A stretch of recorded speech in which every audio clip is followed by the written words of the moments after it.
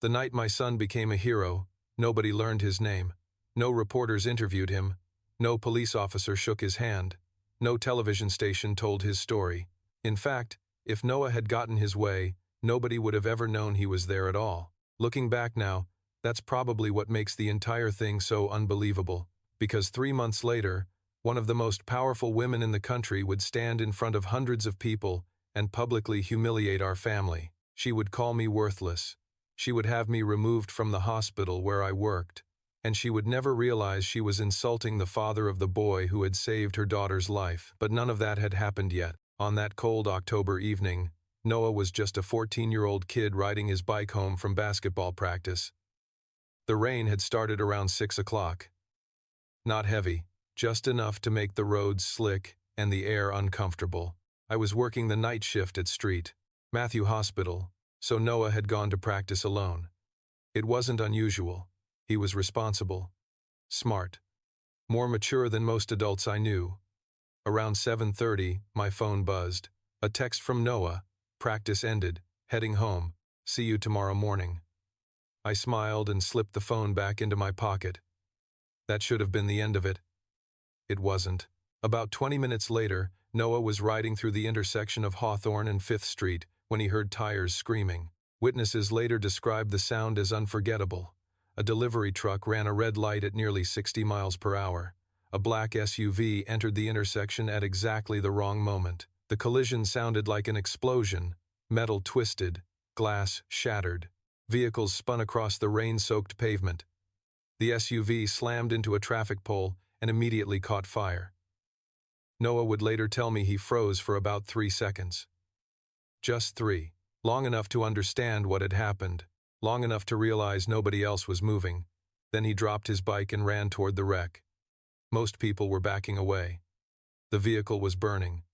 Fuel leaked onto the road. Smoke poured through shattered windows. Somebody screamed that it was going to explode. Noah ignored them. Inside the SUV, a young girl was trapped in the back seat.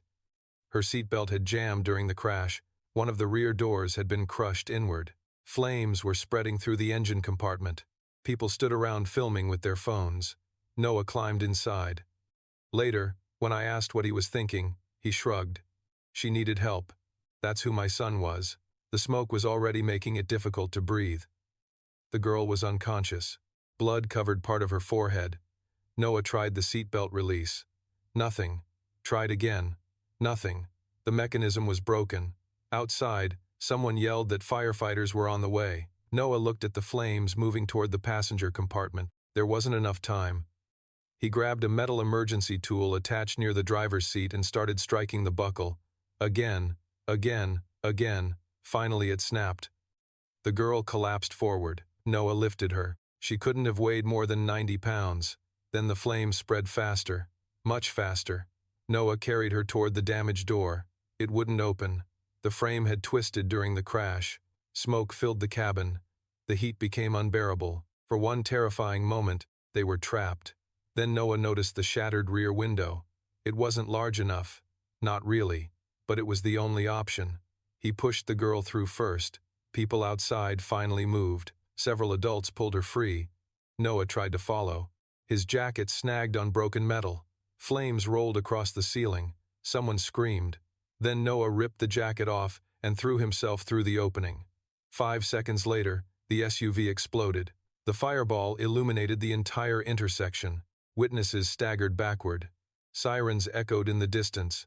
Noah sat on the wet pavement, coughing violently. The girl was alive. That's all he cared about. Paramedics arrived moments later. Police officers followed. The crowd grew larger. Somebody pointed toward Noah. That kid saved her. Another person tried taking his picture. Noah immediately grabbed his bike.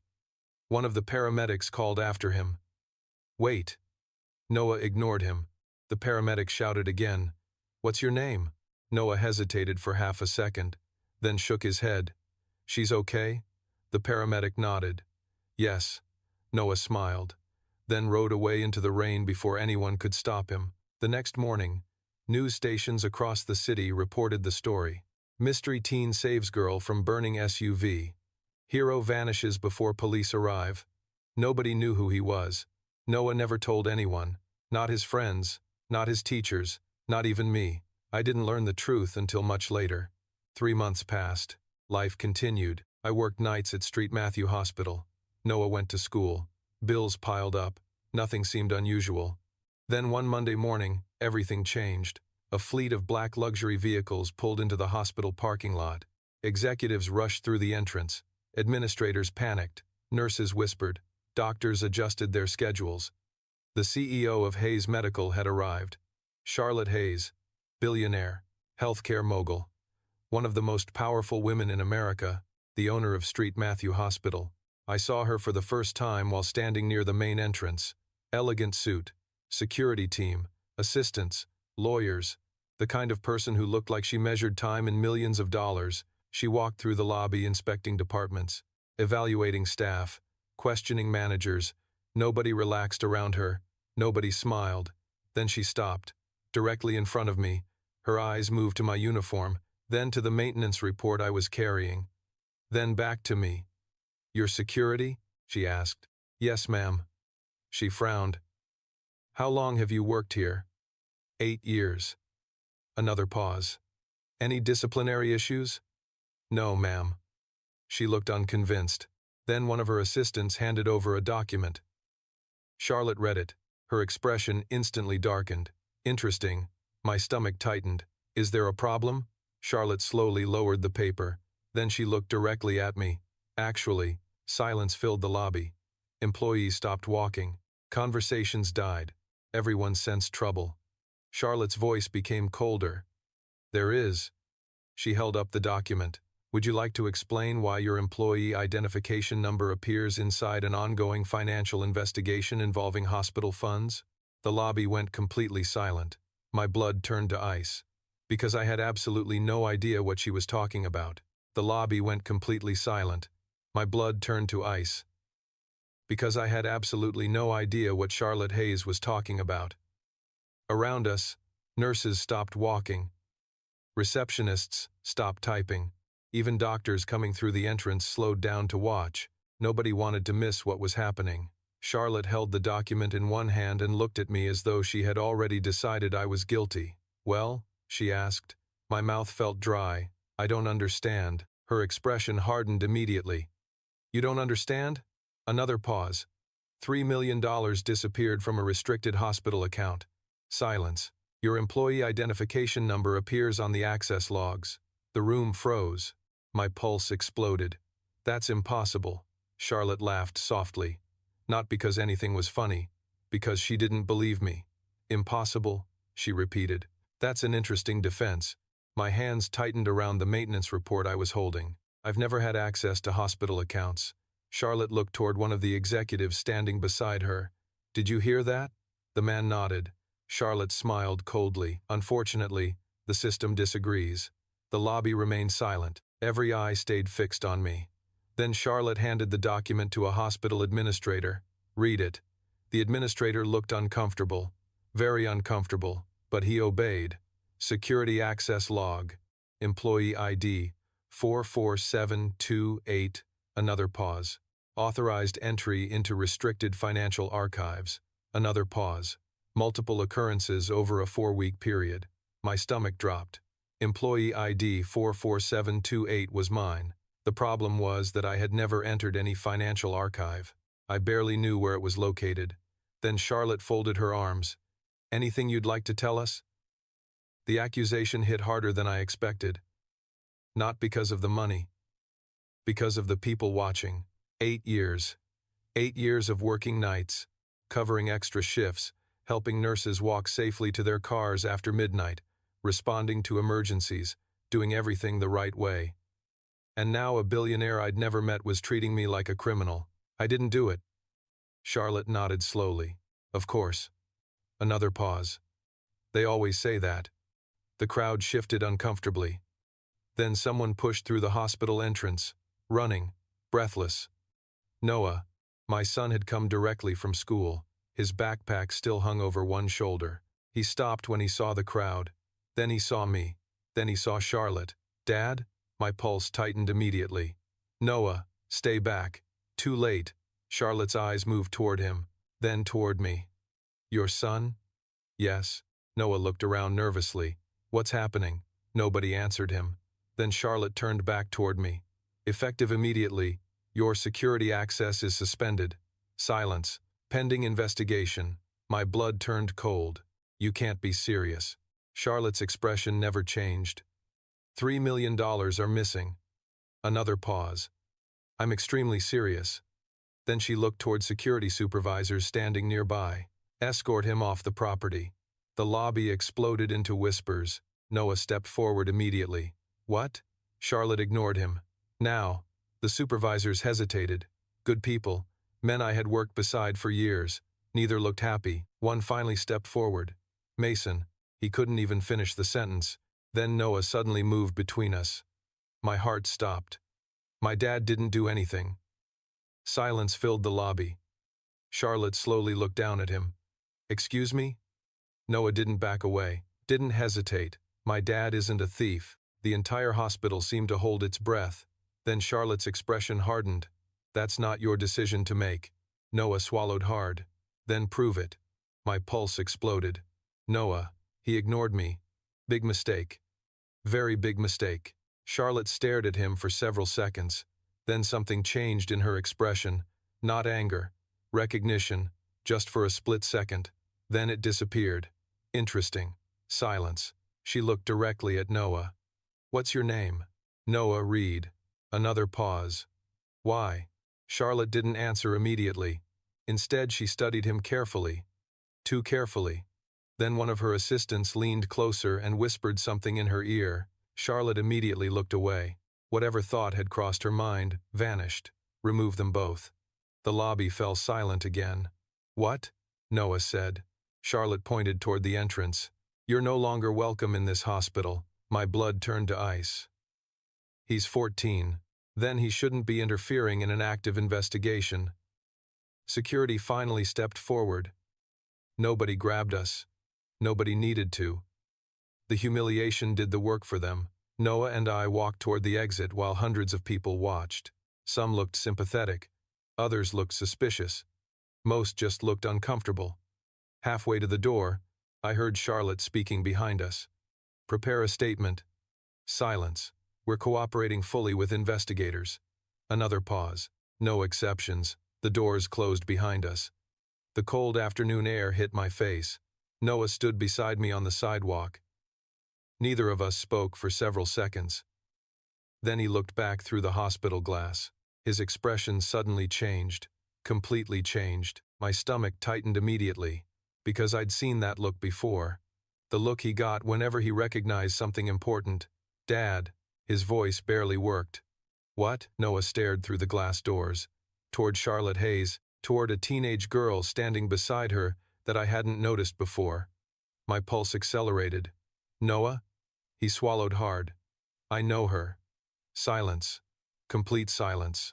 What? Noah pointed toward the girl. That's her. My blood ran cold. Who?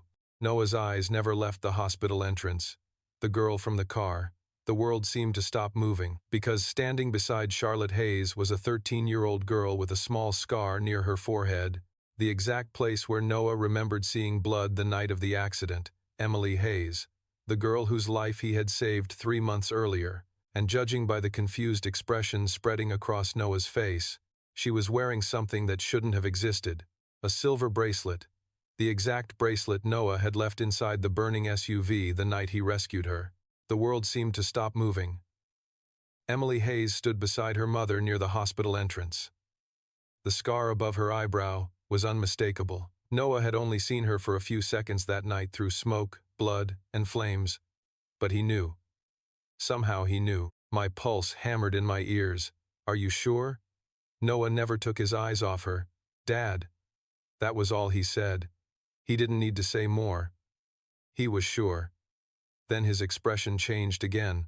His attention shifted from Emily's face to the silver bracelet around her wrist, the same bracelet he'd been staring at since we stepped outside. That's impossible. My stomach tightened. What? Noah swallowed hard. I left that bracelet in the SUV. Silence. Complete silence. What are you talking about? Noah looked confused himself. When I pulled her out, The bracelet got caught on my jacket. Another pause. I took it off so I could get through the window. My pulse accelerated. Then how was she wearing it? Noah slowly shook his head. I don't know. We stood there for several seconds watching through the glass. Then something unexpected happened. Emily looked up directly at us. The distance between us wasn't more than 30 feet. For a brief moment, our eyes met. Then her gaze shifted toward Noah. She froze. Completely froze. My stomach tightened immediately, because the expression on her face wasn't random recognition, it was memory. Then Emily took one step forward. Charlotte continued speaking with executives and didn't notice. Emily took another step.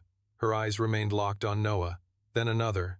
Then Charlotte grabbed her shoulder and guided her toward a private elevator. The moment ended. Just like that, Emily disappeared from sight. Noah remained staring at the closed elevator doors. She remembers something. Silence. Maybe. Noah shook his head. No. Another pause. She remembers me. I wasn't sure about that, but before I could answer, my phone rang. Unknown number. Wonderful. Exactly what I needed after losing my job. I almost ignored it. Almost. Then I answered. Hello? Silence followed. Then a male voice. Nervous. Quiet. Mr. Reed? My pulse accelerated. Who's asking? Another pause. My name is Daniel Harper. Silence. Okay? The man lowered his voice even further. I work in hospital accounting. My stomach tightened immediately. Then he said 4 words that changed everything. You were set up. Complete silence. I moved farther away from the hospital entrance. Noah followed. Explain. Daniel took a shaky breath. The access logs. Another pause. They're fake. My pulse exploded. What? Someone cloned your employee credentials. Silence. Can you prove it? Another pause. Yes. My heart skipped. Finally. Proof. Then Daniel continued. But there's a problem. Of course there was. There was always a problem. What? The man sounded terrified. Someone knows I've been looking into it. My stomach dropped. Then I heard a loud noise on his end. A door opening. Voices. Footsteps. Daniel suddenly whispered. They found me. Every hair on my neck stood up. Who found you? Silence. Then a crash. Something hit the floor. Daniel cursed. Then the line filled with static. Daniel? No answer. Daniel. A frightened breath came through the phone. Then one final sentence. Check locker 314. The call disconnected. Just like that. Gone. Noah stared at me. What happened? I slowly lowered the phone. I think someone just tried to help us. Silence. And? My stomach tightened. I think they're in trouble. We didn't move for several seconds. Then Noah suddenly looked toward the hospital. Locker 314. I nodded. Employee lockers. Another pause. Inside the hospital, Noah stared at the building that had just thrown us out. You mean the hospital we're banned from? Fair point. Then another voice interrupted us. Actually, we both spun around. A teenage girl stood a few feet away. Brown hair, school uniform, silver bracelet, Emily Hayes. Somehow she had slipped away from her mother's security team. Her eyes moved between us nervously. Then she looked directly at Noah. I knew it. My pulse accelerated.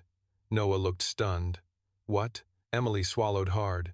Tears immediately filled her eyes. You're the boy who saved my life. Complete silence. Nobody moved. Nobody breathed. Then Emily reached into her jacket pocket and pulled out something small. Something metallic. My blood turned to ice. Because it was half of the broken bracelet Noah had removed from her wrist inside the burning SUV 3 months earlier, and judging by the expression on Emily's face, she hadn't come outside just to say thank you. For a moment, nobody moved. Nobody breathed. Emily Hayes stood in front of us holding half of a broken silver bracelet. Tears filled her eyes. The hospital entrance buzzed with activity behind her, but suddenly it felt 1,000 miles away. Noah stared at the bracelet, then at Emily, then back at the bracelet. His face had gone completely pale. No way. Emily nodded slowly. I knew it. Silence. Complete silence. Then she held out the broken piece. I've carried this every day for 3 months. My pulse accelerated. Noah looked confused. Why? Emily laughed softly. No humor. just emotion. Because it belonged to the boy who saved my life, the world seemed to stop moving again. Then Emily reached into her pocket and removed a second object. My stomach tightened immediately. Because it was Noah's old basketball keychain, burned, damaged, blackened by fire, the exact one he'd lost during the rescue. Noah's eyes widened. "Where did you get that?" Emily smiled through the tears. "The firefighters found it inside the SUV. Silence. I've been trying to find you ever since." Noah looked completely stunned. "Why?" Emily stared at him like the answer should have been obvious. "To say thank you." Then she took a shaky breath. "You saved my life." Nobody spoke for several seconds. Then Emily looked down. "I heard what happened in there." Another pause. "About your dad." My stomach tightened.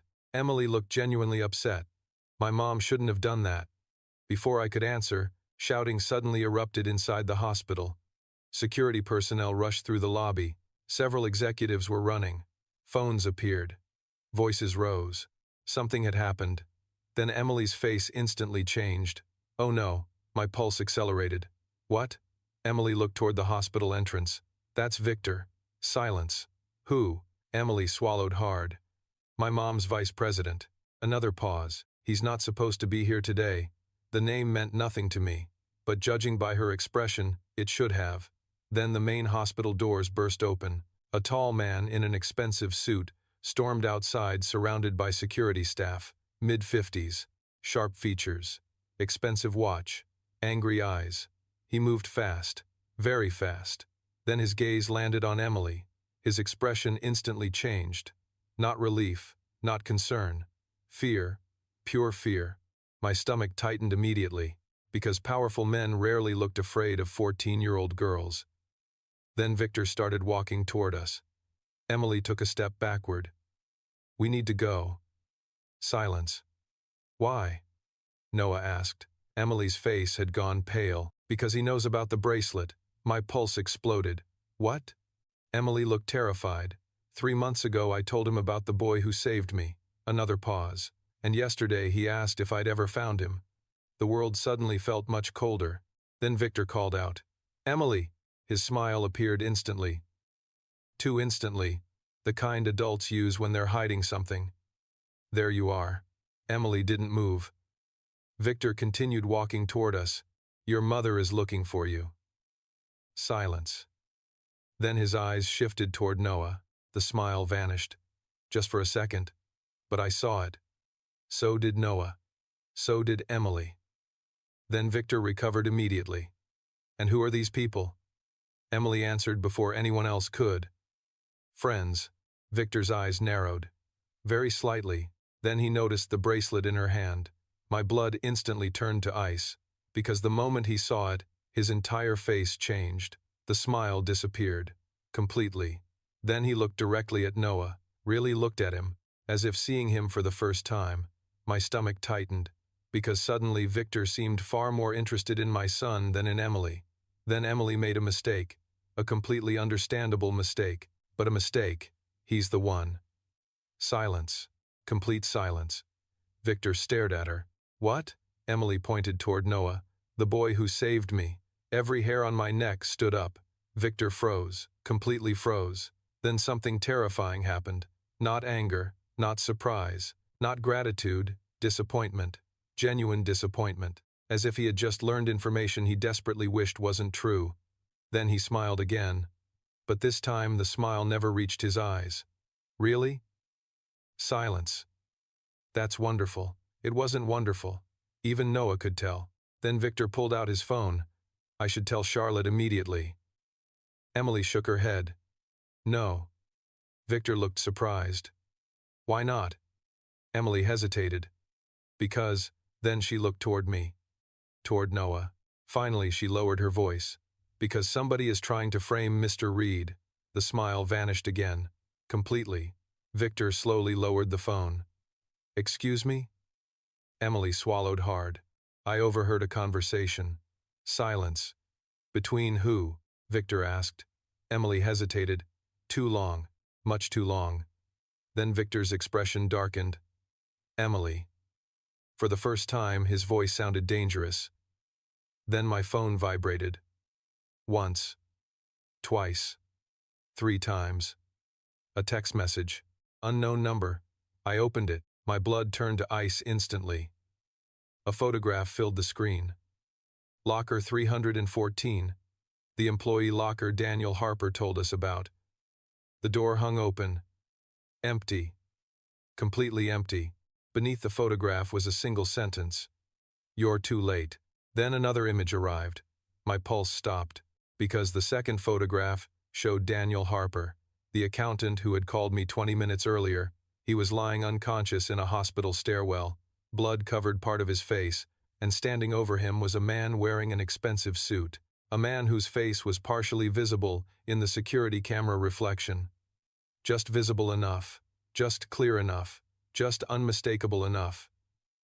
The man in the photograph was Victor Lang. My blood turned to ice. The photograph filled my phone screen. Daniel Harper lay unconscious in a hospital stairwell. Blood covered part of his forehead, and standing over him was Victor Lang. Not blurry, not impossible to identify. Victor, the vice president of Hayes Medical. The man standing less than 20 feet away from us. The man pretending everything was normal. My pulse hammered in my ears. Then I looked up.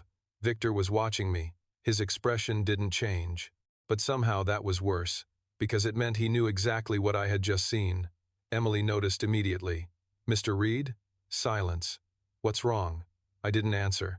Couldn't answer, because Victor's eyes suddenly narrowed, just slightly. Then his phone vibrated. He glanced at the screen, and for the first time, real concern crossed his face. He knew. Somehow he knew the photograph existed. Then another message arrived on my phone. Only 3 words. Don't trust him. My stomach tightened. Noah moved closer. Dad? Victor smiled again. Too quickly. Too perfectly. Everything okay? The question sounded normal. The tone didn't. Then, Emily stepped between us. A 14-year-old girl standing against one of the most powerful executives in the state. Why were you asking about Noah yesterday? Silence. Victor looked surprised. What? Emily didn't back down. You asked if I'd ever found the boy who rescued me. Another pause. Why? The smile remained, but something dangerous flashed behind his eyes. I was curious. Emily shook her head. No. Silence. You weren't. Victor's expression hardened slightly, then hospital security rushed out of the entrance behind him. More executives followed. The atmosphere instantly changed. People were nervous. Very nervous. Phones rang everywhere. Then Charlotte Hayes emerged from the hospital doors. The moment she saw Emily standing with us, she stopped. Completely stopped. Emily. Her voice was sharp. Get over here. Emily didn't move. Charlotte noticed immediately. Then she saw Noah. Then me. Her expression darkened. What is this? Nobody answered. Then Victor stepped forward smoothly. Just a misunderstanding. My stomach tightened, because I suddenly realized something. Charlotte trusted him. Completely. Then Emily surprised everyone. Mom. Silence. Noah is the boy who saved my life. The world froze. Charlotte stared at her daughter, then at Noah, then back at Emily. Complete silence. Even the hospital entrance seemed to stop moving. Then Charlotte laughed softly.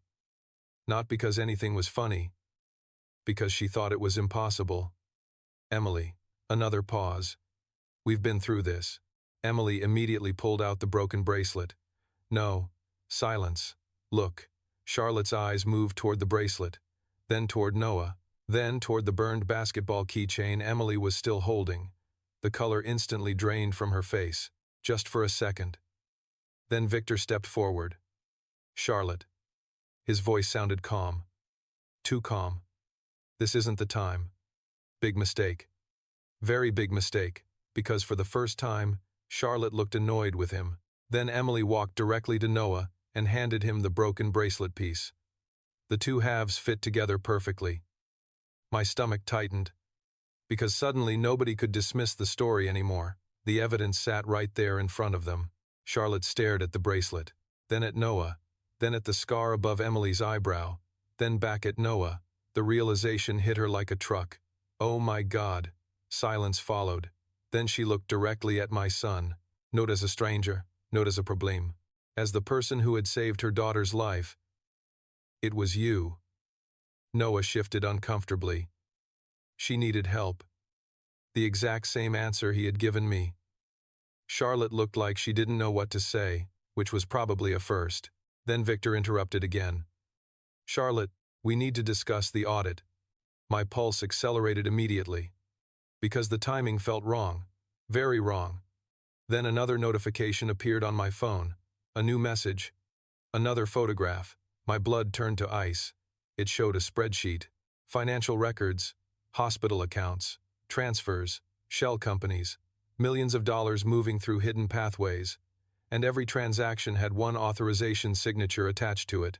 Victor Lang. My stomach dropped. Then a final message arrived beneath the image. This is only the first 3 million. Silence. Complete silence.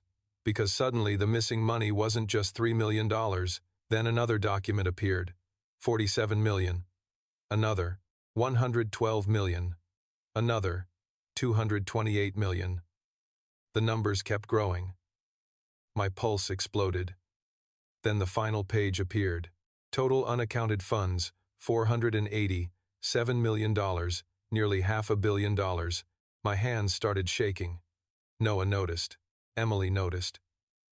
Even Charlotte noticed. What is it? She asked. I slowly turned the phone around. Charlotte looked at the screen. Her face instantly lost all color. Completely. Then she looked up, directly at Victor. For the first time all day, the vice president looked nervous, truly nervous. Then Charlotte whispered a single word. Why? Silence. Victor didn't answer. Then another voice echoed from behind us. Weak, injured, but unmistakable, because he thought nobody would find out. Every head turned. My pulse stopped, because Daniel Harper stood near the hospital entrance, bruised, bloody, barely able to walk, but alive, and he wasn't alone. 2 FBI agents were helping him forward. Daniel pointed directly at Victor Lang, then delivered the sentence that changed everything. He's been stealing from Hayes Medical for 6 years. Nobody moved. Nobody breathed. Daniel Harper stood near the hospital entrance supported by 2 FBI agents. Blood stained the side of his shirt. Bruises covered part of his face. Yet somehow he was still standing, still pointing directly at Victor Lang. The vice president's confident smile vanished instantly. He's been stealing from Hayes Medical for 6 years. The words echoed across the hospital entrance. Complete silence followed. Charlotte Hayes stared at Victor. Victor stared at Daniel. The FBI agents stared at everyone. Then chaos exploded. Reporters appeared seemingly from nowhere. Phones came out. Hospital employees stopped walking. Security personnel rushed forward. My pulse hammered against my ribs. Then Charlotte spoke. Explain. Her voice was ice cold. Daniel took a shaky breath. The hospital accounts. Another pause. The missing $3 million. Another pause. That wasn't the beginning. Silence. Then what was? Charlotte demanded. Daniel pointed toward Victor again. It was the latest transfer. Complete silence. Then he handed a thick folder to one of the FBI agents. The agent opened it. His expression instantly darkened. Then another agent looked. Then another. Nobody liked what they were seeing. Then Charlotte grabbed the folder herself. The color immediately drained from her face. Page after page, account after account, offshore companies, shell corporations, hidden transfers, nearly $500 million. Gone. Then Charlotte slowly looked up.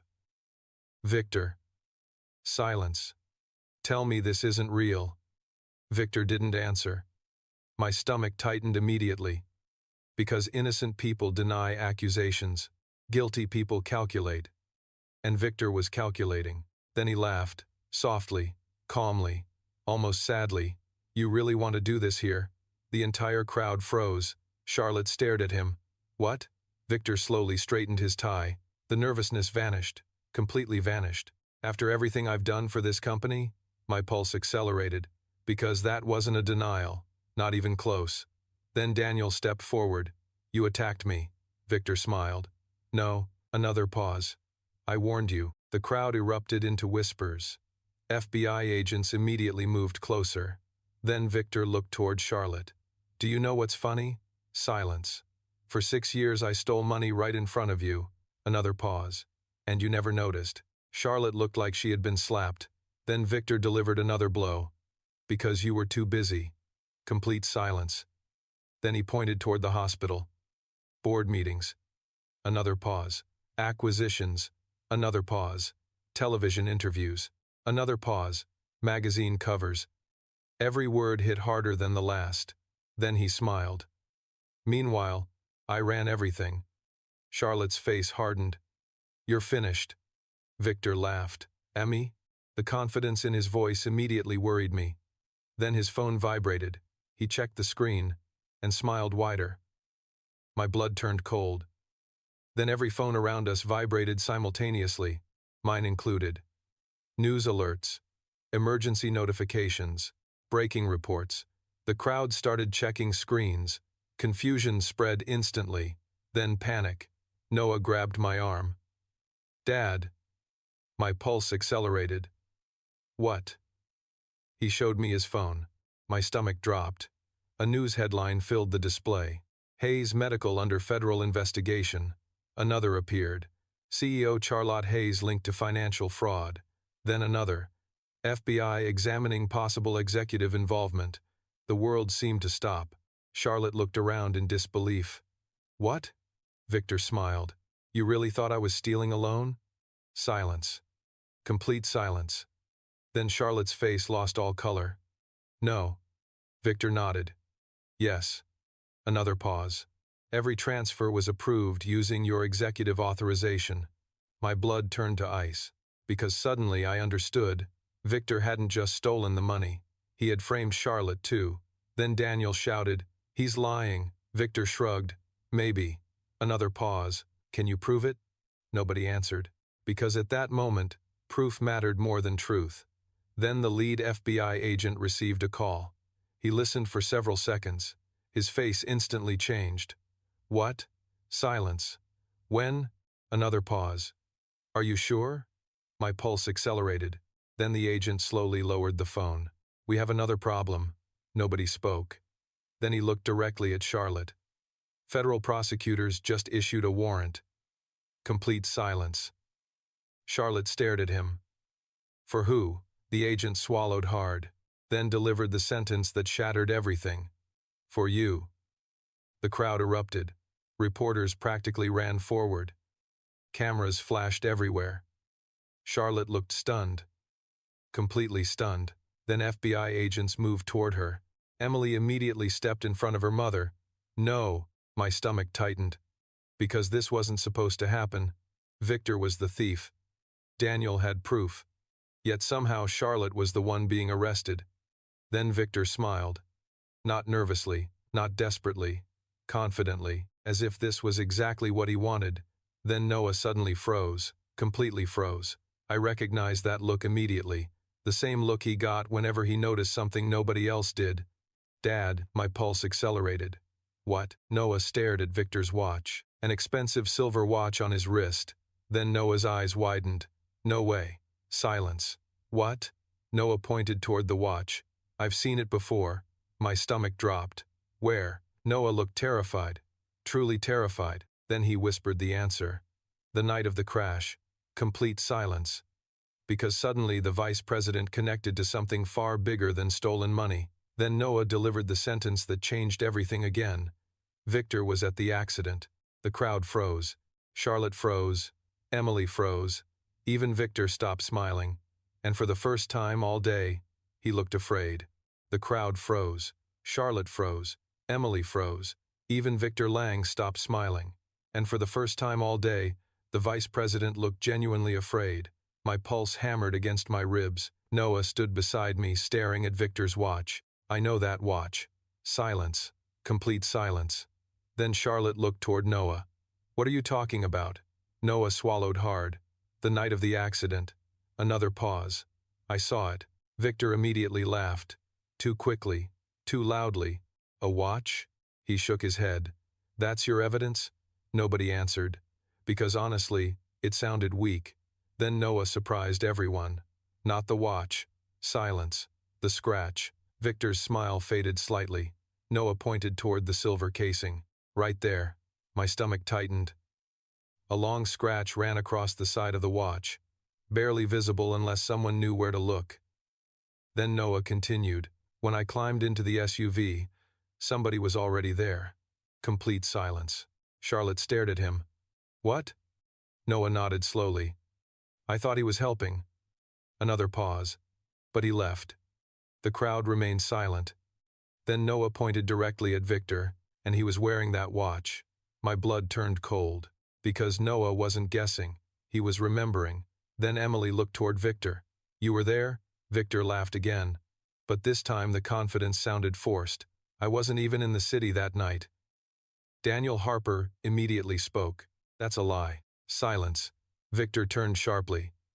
Daniel took another step forward despite his injuries. I checked travel records. Another pause. Your company jet landed here 3 hours before the crash. The crowd erupted into whispers. FBI agents exchanged looks.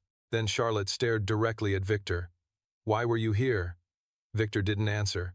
Then Noah spoke again. There was another person. Complete silence. What? I asked. Noah's eyes remained fixed on Victor. A man in a suit. Another pause. He opened the driver's door. Another pause. Looked inside. Then Noah's voice grew quieter and walked away. My stomach dropped, because suddenly the story felt very different. Then Emily looked confused. Wait. Silence.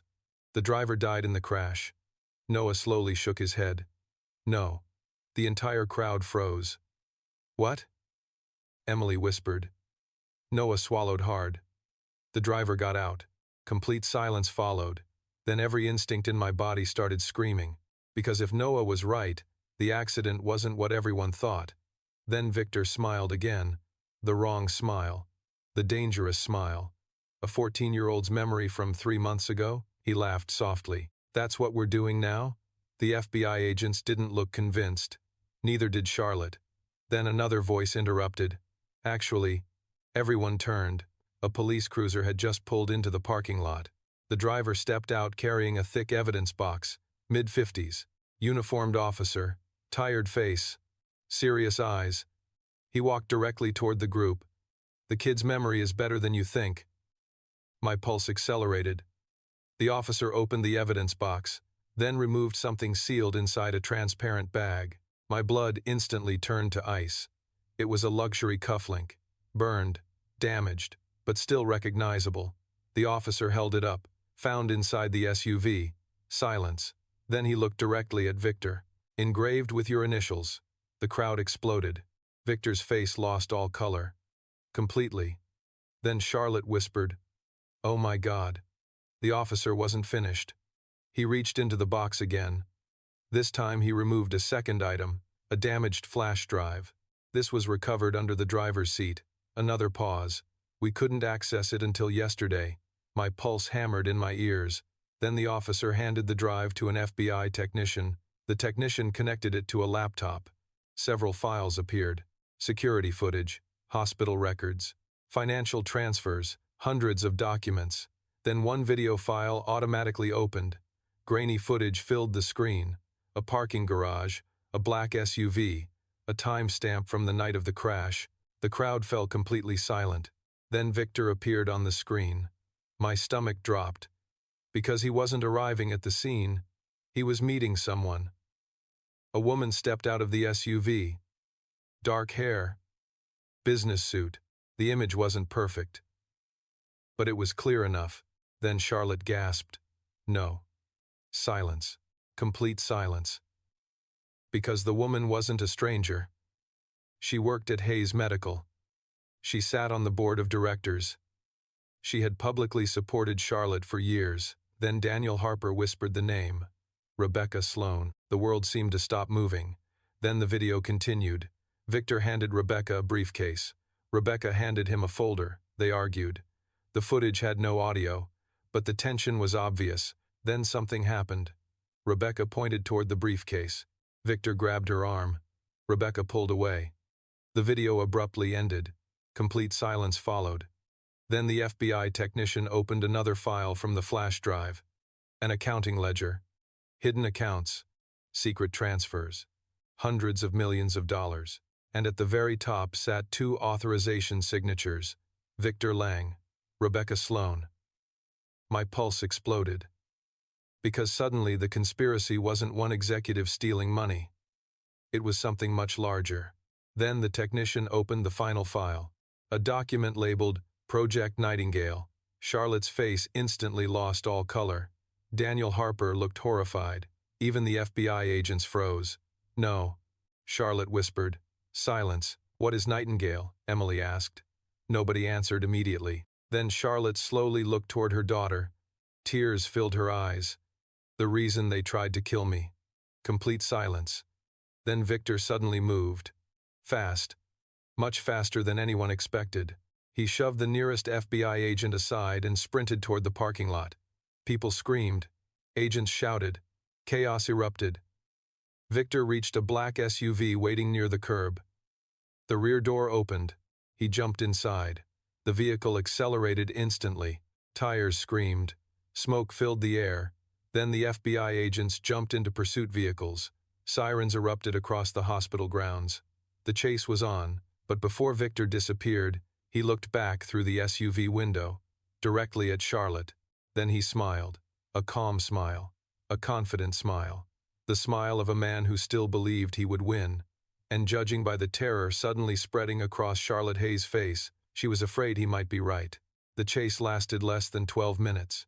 We wouldn't learn that until later. At the time, all we knew was that Victor Lang had escaped, and Charlotte Hayes looked more frightened than I had ever seen a human being. Sirens echoed through the city. FBI vehicles disappeared down the road. Reporters flooded the hospital entrance. Security teams scrambled in every direction. And standing in the middle of the chaos was a billionaire CEO who suddenly looked like the world had collapsed beneath her feet. Emily grabbed her mother's hand. Mom. Charlotte didn't respond. Her eyes remained fixed on the road where Victor's SUV had vanished. Then Emily squeezed harder. Mom. Charlotte finally looked down. Tears filled her eyes. We need to leave. My pulse accelerated. Because that wasn't the answer of a woman worried about a scandal. It was the answer of someone afraid for her life. Then Daniel Harper stepped forward. Charlotte. Silence. What exactly is Project Nightingale? The color drained from Charlotte's face. Complete silence followed. Then she looked around. Reporters, employees, FBI agents, cameras, hundreds of people. Not here. My stomach tightened immediately, because secrets that required privacy were never good secrets. Then a black security vehicle pulled into the parking lot. Charlotte turned toward me, toward Noah, then toward Emily. Finally, she made a decision. Come with me. Silence. Complete silence. What? I asked. Charlotte's voice trembled. If Victor escaped, another pause. You're all in danger. Nobody liked that answer. Then another police vehicle raced into the parking lot. A federal agent jumped out before it stopped moving. His face had gone pale. Very pale. He rushed directly toward Charlotte. Ma'am. Charlotte immediately knew. What happened? Silence followed. Then the agent answered. Victor's vehicle was found. My pulse accelerated. And? The agent swallowed hard. Empty. Complete silence. The crowd froze. Charlotte closed her eyes. No. The agent nodded slowly. He abandoned it near the river. Another pause. He's gone. The fear on Charlotte's face deepened. Then she whispered something I barely heard.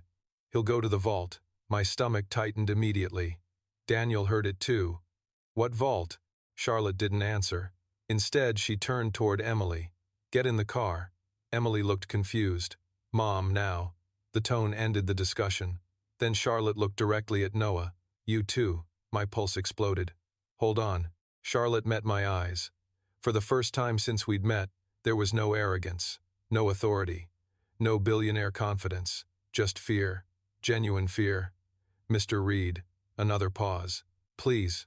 The word shocked everyone, including her. Then Noah looked at me. Emily looked at me. Daniel looked at me. Every instinct told me this was a terrible idea. Unfortunately, every alternative seemed worse. 20 minutes later, we arrived at a private estate outside the city. Massive gates. armed security, miles of forest, the kind of place rich people built when they didn't trust anyone. Charlotte led us inside, through a mansion, down a private elevator, then into a hidden conference room beneath the property. Thick concrete walls, reinforced doors, no windows. My pulse accelerated immediately. Because this wasn't a conference room, it was a bunker. Then Charlotte finally sat down. The exhaustion hit her all at once. 20 years ago, silence. Hayes Medical developed a classified treatment program. Daniel frowned. Nightingale. Charlotte nodded. Yes, another pause. It was supposed to save lives.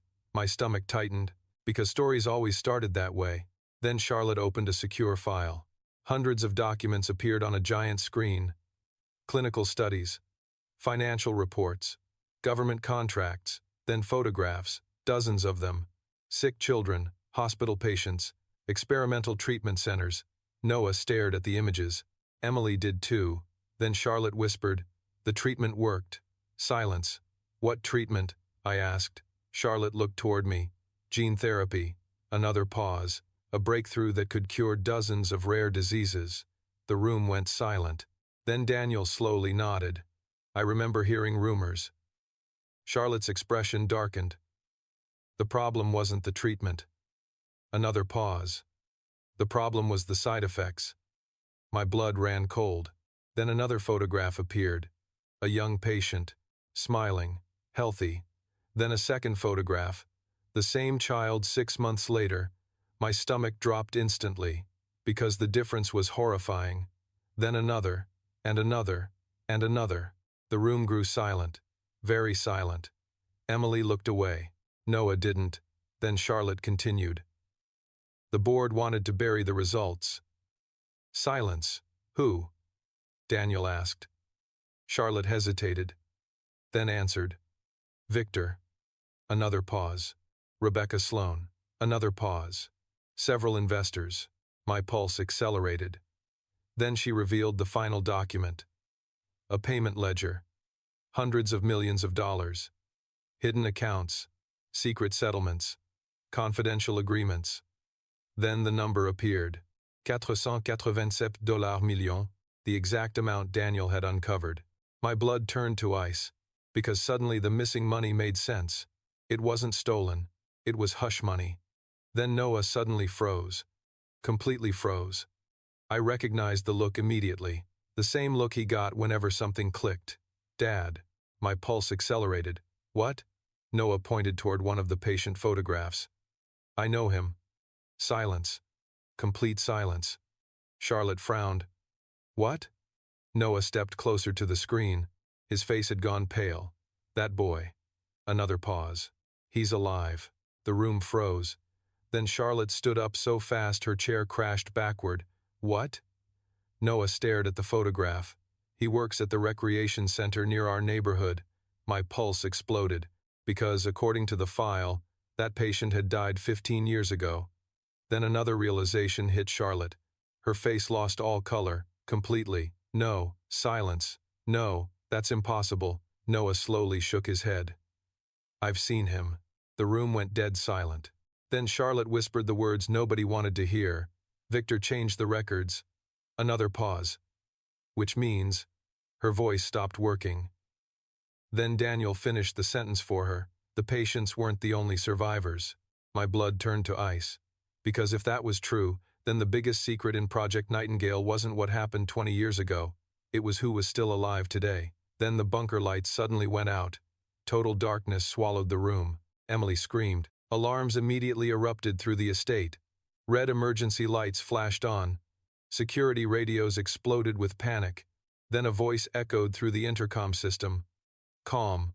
Familiar. Dangerous. Good evening, Charlotte. My stomach dropped instantly, because I recognized the voice. So did everyone else. Victor Lang had found us. The bunker went completely dark. Emily screamed. Security alarms erupted throughout the estate. Red emergency lights flashed on and off, bathing everything in crimson. My pulse hammered in my ears. Then Victor Lang's voice echoed through the intercom again.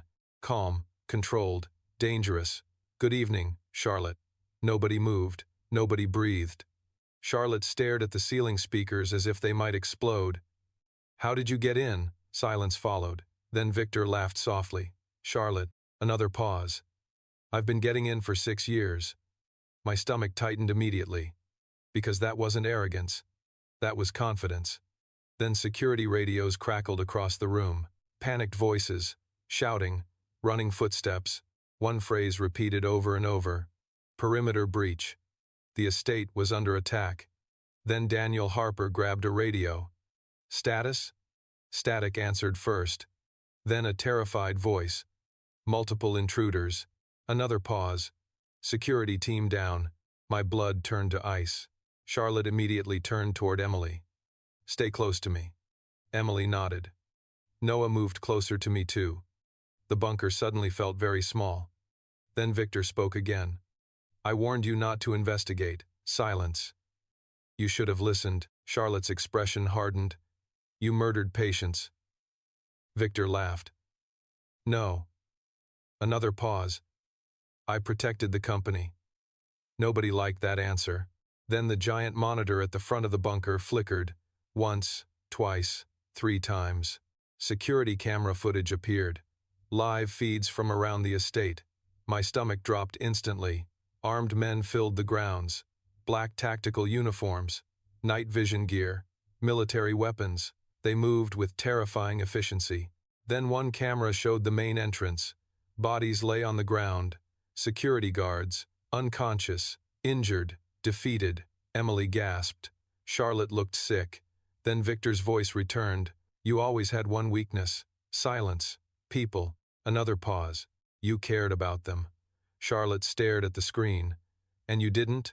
Victor laughed again. "People are numbers." My blood ran cold. Because he actually believed that. Then another camera feed appeared. The private elevator leading to the bunker. Armed men were already descending.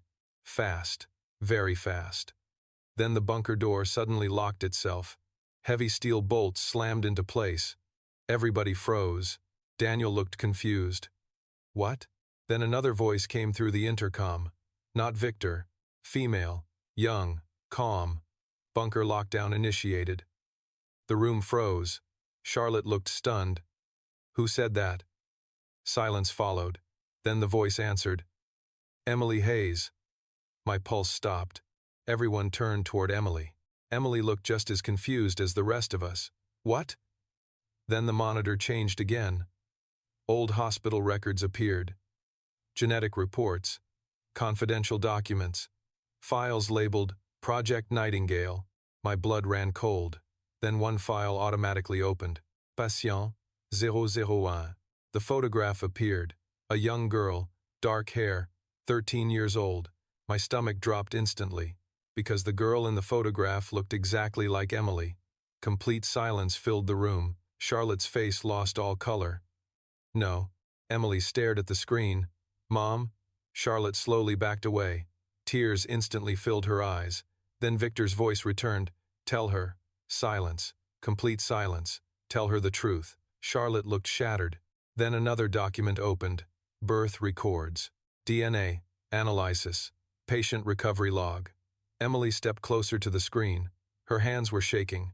Then she whispered, "What is this?" Charlotte's voice barely worked. "Emily." Another pause. "You weren't in that accident by chance." The room froze. My pulse exploded. Then Charlotte started crying. "The Nightingale treatment saved your life when you were a baby." Silence. "What?" Emily whispered. Charlotte nodded slowly. "You were patient number 1. Nobody moved. Nobody breathed." Then Emily looked at the screen again. Her face had gone completely pale. Because beneath the recovery records sat another line. Subject exhibited unprecedented genetic adaptation. Then another. Long-term monitoring required. Emily looked toward her mother. "I don't understand." Charlotte broke completely. "The treatment changed you." Silence. Complete silence. Then Victor laughed through the speakers. Finally. Another pause. "Now we're being honest." My stomach tightened, because suddenly the accident 3 months ago felt very different. Then Victor continued. "Emily isn't evidence." Another pause. "She's the asset." Every hair on my neck stood up. Charlotte slammed her fist against the table. "Shut up." Victor ignored her. The investors spent 20 years searching for surviving Nightingale patients. Another pause. Only one mattered. Silence. Emily. The room froze. Then Noah suddenly stepped forward. That's why the crash happened. Everyone turned toward him. My pulse accelerated. Noah stared at the screen. It wasn't an accident. Complete silence followed. Then Charlotte slowly looked up. Her face had gone completely white, because she already knew. Then Victor confirmed it. "Very good, kid." Another pause. The crash was supposed to kill her. Emily stopped breathing. Charlotte looked like she might collapse. My blood turned to ice, because suddenly everything made sense. Victor hadn't been at the crash by coincidence. He had been there because he helped arrange it. Then Victor delivered another blow. The problem, silence, was your son. He meant Noah. The room froze. Then Victor laughed softly. One brave teenager ruined 20 years of planning. Complete silence. Then the bunker shook violently. An explosion echoed through the estate. Dust rained from the ceiling. Emergency lights flickered. The armed men had reached the lower levels. Then a security camera feed appeared showing the bunker hallway. My pulse stopped. Because Victor himself stood outside the steel door. Smiling. Surrounded by armed men. Then he looked directly into the camera. Straight at us. Opened the door. Silence. Then he raised a small remote control. Charlotte's face instantly lost all color. "No." My stomach dropped. "What is it?" Charlotte's voice barely worked. The dead man's switch. Nobody moved. Nobody breathed. Then Victor smiled wider. "Open the bunker." Another pause. "Or every surviving Nightingale patient dies tonight." The room went completely silent. Because suddenly this wasn't about money. It wasn't about fraud. It wasn't even about Emily anymore. It was about dozens of people who were supposed to be dead. And Victor Lang had just put all of their lives on the line. Nobody moved. Nobody breathed. The bunker monitor displayed Victor Lang standing outside the steel door with a remote control in his hand.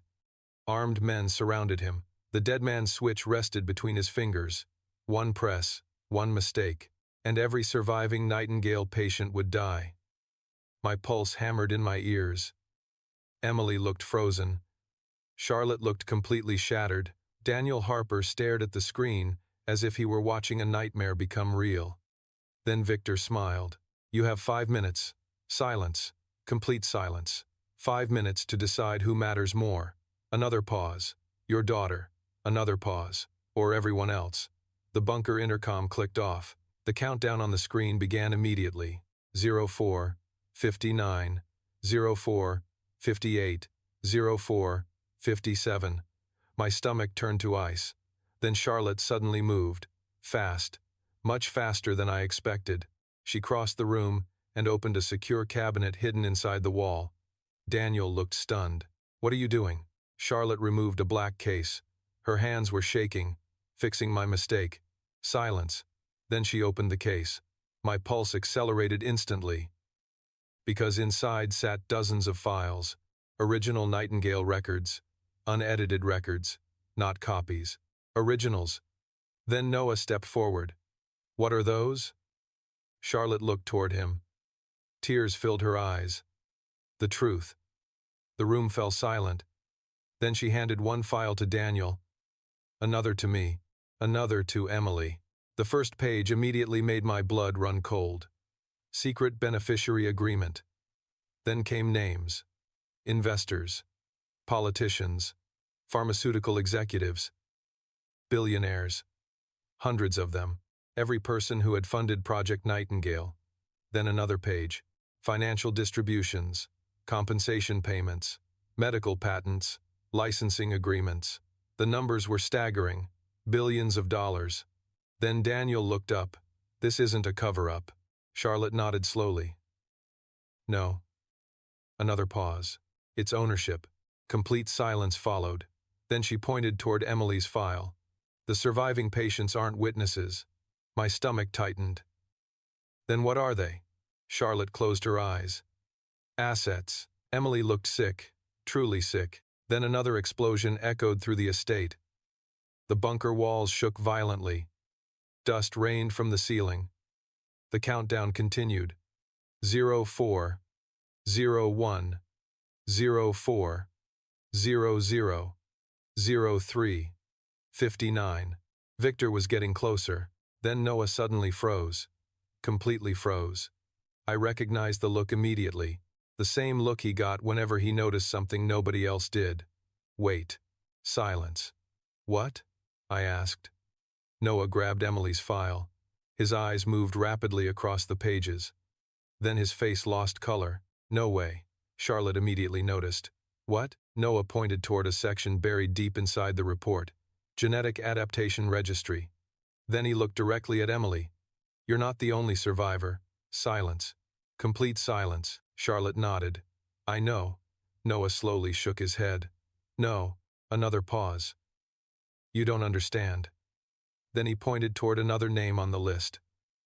My blood instantly turned to ice. Because I recognized it. Noah Reed. The room froze. Emily stared at the page. Daniel stared at the page. Charlotte stared at the page. I couldn't breathe.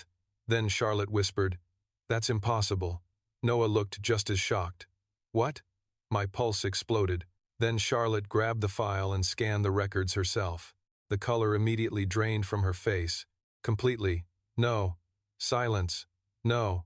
Another pause. This can't be right. But it was right. The file didn't lie. Noah's name appeared inside the Nightingale registry. Not as a patient. Not as a subject. As a genetic match. Then another document Siantua Sid, see Avare seat of the folder. DNA correlation analysis. My blood turned to ice. Because according to the report, Noah and Emily shared a rare biological marker created by the Nightingale treatment. Daniel looked horrified. How? Charlotte slowly sat down. Because. Another pause. The treatment was never completely shut down. Complete silence. Then Emily whispered, What does that mean? Charlotte's eyes filled with tears. It means someone kept using it. The room froze. Then another voice suddenly echoed through the bunker. Not Victor's. Not Charlotte's. Female. Older. Familiar. That's exactly what it means. Every monitor in the room flickered on. A woman appeared on the screen. Gray hair. Expensive suit. Cold eyes. My stomach dropped instantly. Rebecca Sloan. The board member from the flash drive footage. The woman everyone thought had disappeared after the crash. The woman Victor was supposedly working with. She smiled calmly. Hello, Charlotte. Silence. Complete silence. Then Rebecca leaned closer to the camera. Victor works for me. My blood ran cold. Because suddenly the vice president wasn't the mastermind. He was the employee. Then Rebecca delivered the sentence that shattered everything again. And Noah Reed isn't just a witness. Another pause. He's the reason Project Nightingale never ended. The room froze. Completely froze. Then Rebecca opened a file. A birth certificate appeared on every screen. My pulse stopped. Because the name listed under mother wasn't someone I recognized. But the name listed under father was impossible. Absolutely impossible. The document identified Noah Reed's biological father as Dr. Adrian Sloan, Rebecca Sloan's son, which meant only one thing. Rebecca slowly smiled. Hello, Noah. Another pause. Welcome to the family. The bunker fell completely silent, because the boy who saved Emily Hayes' life had just discovered he was connected to the conspiracy from the very beginning. The bunker fell completely silent. Nobody moved. Nobody breathed. Noah stared at the birth certificate displayed across every monitor. Rebecca Sloan's smile remained calm, almost proud. My pulse hammered against my ribs. Then Noah slowly looked toward me. The look in his eyes hurt more than anything that had happened so far. Confusion, fear, betrayal. Dad? His voice barely worked. My stomach dropped, because I already knew what he was going to ask. Did you know? Silence. Complete silence. Every person in the bunker looked at me. Charlotte. Emily. Daniel. Even Rebecca on the monitor. Waiting. Watching. I swallowed hard. No. Noah stared at me. I took a shaky breath. I swear to you. Another pause. I never knew. The room remained silent. Then Noah looked back toward the screen. Then who was my mother? Rebecca smiled. a brilliant scientist, silence, and a terrible disappointment. My blood instantly turned to ice, because the way she said it sounded less like family and more like ownership. Then Rebecca opened another file. A photograph appeared. A young woman with dark hair, intelligent eyes, warm smile. Noah froze, completely froze, because he recognized her instantly. So did I. My pulse stopped. No. Silence. No way. The photograph showed Sarah Reed, my wife, Noah's mother, the woman who died when Noah was 6 years old, the woman I had loved more than anything. Rebecca's smile widened. You finally recognize her. The room froze. Then Noah whispered, Mom? Tears immediately filled his eyes. Rebecca nodded. Sarah Sloan. Another pause. My granddaughter.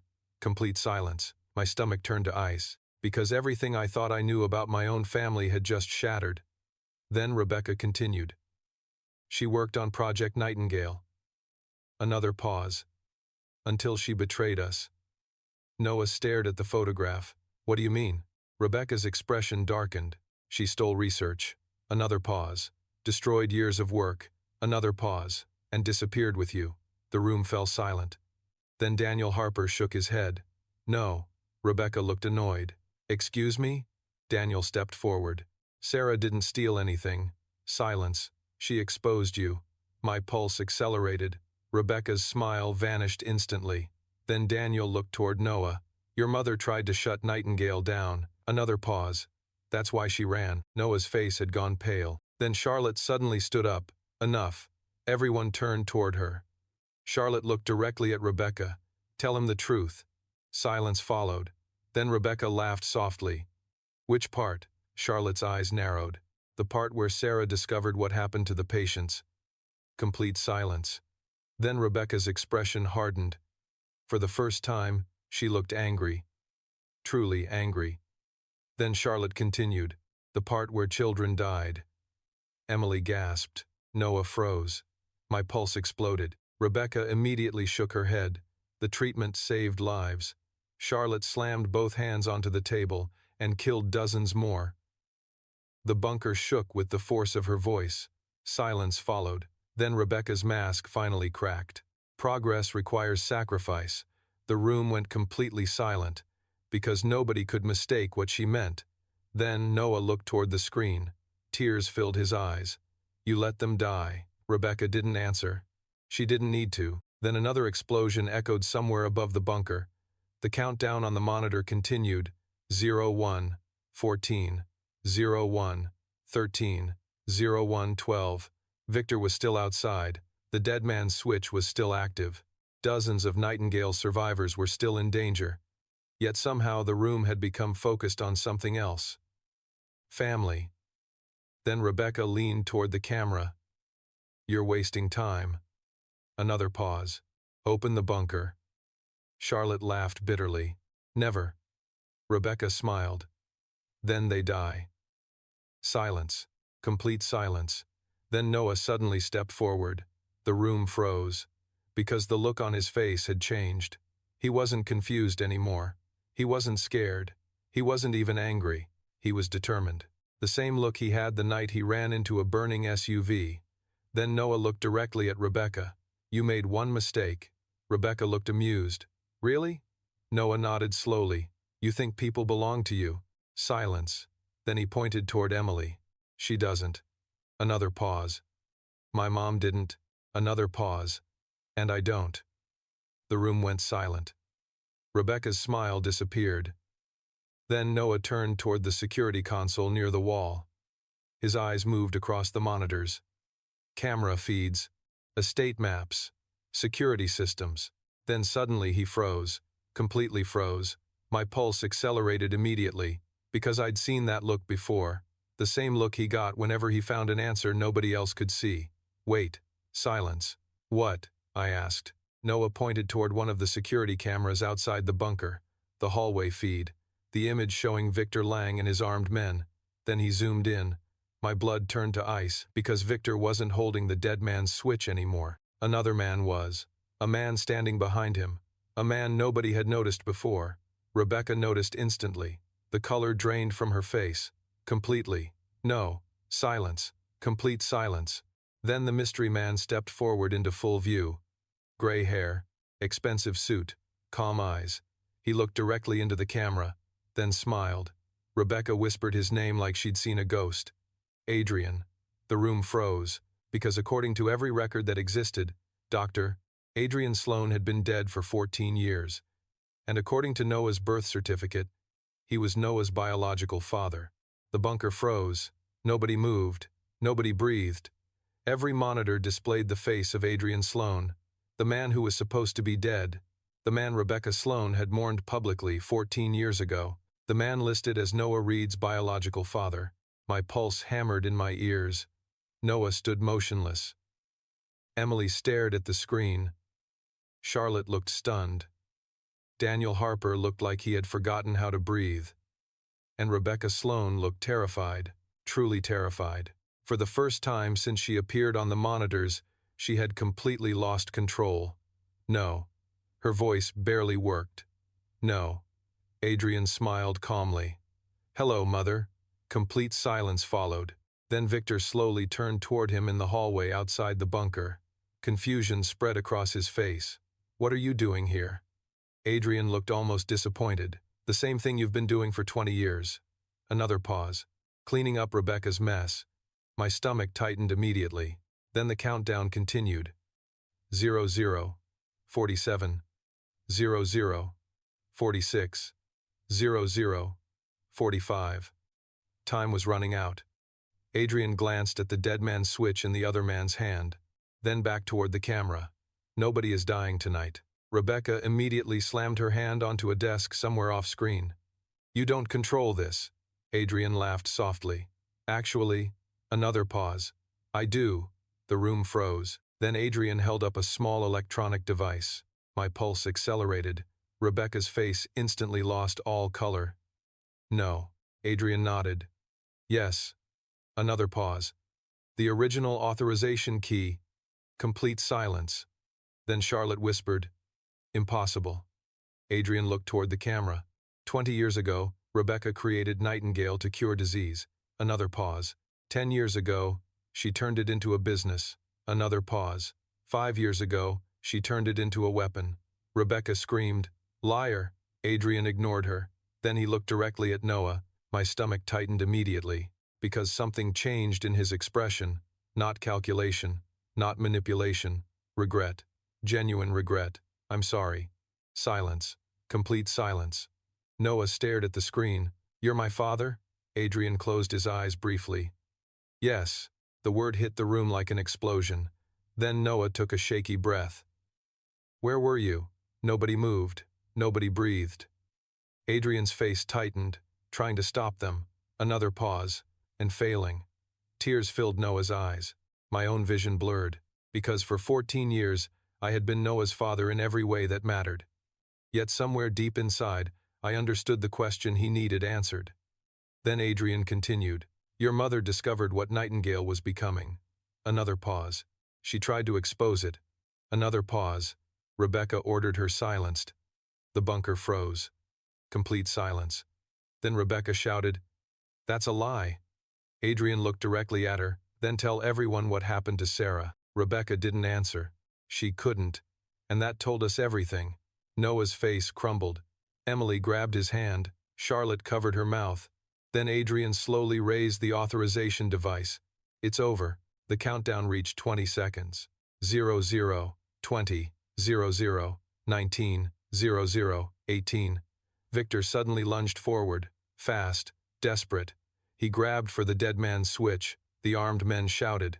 Chaos erupted in the hallway. Then Adrian moved. A single motion, a single strike. The switch flew from Victor's hand and crashed across the floor. The countdown stopped instantly. Complete silence. Then every monitor in the bunker lit up. Hundreds of names appeared. Nightingale survivors, locations, medical records. Every secret Rebecca Sloan had hidden for 2 decades. Adrian pressed a button. Send it. Silence. Then another. Send it all. The files began transmitting. FBI servers, federal prosecutors, news agencies, medical regulators. Every document, every payment, every victim, every lie. Rebecca's empire collapsed in real time. Then federal agents stormed the hallway. Victor was arrested. The armed men surrendered. Rebecca disappeared from the monitors. Her screen went dark. She was arrested less than 3 hours later while attempting to flee the country. The Nightingale conspiracy was finally over. 6 months later, congressional hearings exposed everything. Victims were compensated. Criminal charges were filed. Medical reforms were enacted nationwide. Victor Lang received multiple life sentences. Rebecca Sloan spent the rest of her life behind bars. Charlotte Hayes publicly apologized to every family affected by Nightingale. She also did something nobody expected. She stood before national television cameras and apologized directly to me, to Noah, to our family. The charges against me were erased. My job was restored. Then Charlotte offered me a promotion. I declined. We both laughed. 1 year later, life looked very different. Noah and Emily remained close friends. Charlotte funded a scholarship program for children pursuing medical research and named it after Sarah Reed, the woman who had sacrificed everything trying to expose the truth. Adrian never tried to replace me. He never could. One afternoon he sat beside me at a basketball game and said something I'll never forget. "Thank you for raising my son." I looked toward Noah laughing with his teammates on the court. Then I smiled. "He's my son too." Adrian nodded. Tears filled his eyes. Neither of us spoke after that. We didn't need to.